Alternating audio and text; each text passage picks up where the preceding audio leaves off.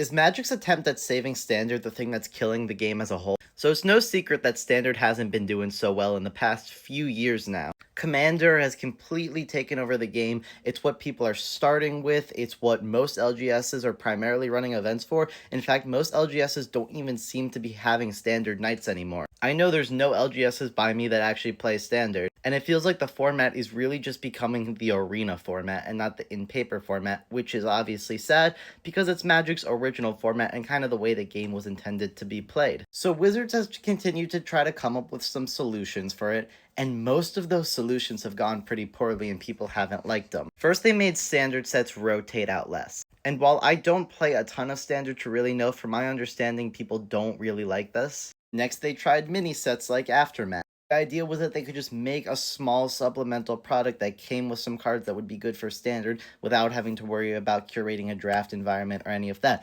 But people absolutely hated Aftermath and it flopped so hard.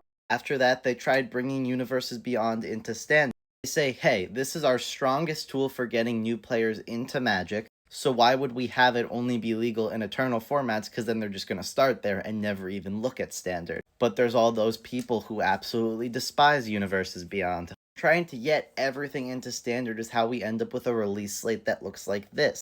I think we could all agree that 7 releases wouldn't be so bad if some were Commander precons or just a supplemental product, but then they wouldn't be getting those Universes Beyonds into Standard that attract the new players that should supposedly save Standard. The reason for the quantity is partly due to actually that some of these were originally planned to be mini sets years ago before Aftermath came out, but when that flopped, they had to pivot, but they had already signed contracts that stuff was going into Standard because they didn't want to make Commander precons that would keep players out of Standard, so now we have 7 sets next year, all Standard legal, 4 of them being Universes Beyond.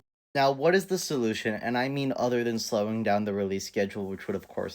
Let's look at the one successful attempt they had at saving Standard that actually went well, and that was Foundation. Now, I don't think a new Foundation set every year is good. That's basically core sets, and I don't think I want that. What if they did make it rotate in 3 years like it was supposed to, and then they release a new Foundations? That seems like a pretty reasonable amount of time between each Foundation set, and each time it's a good gateway for new players to come in right into Standard.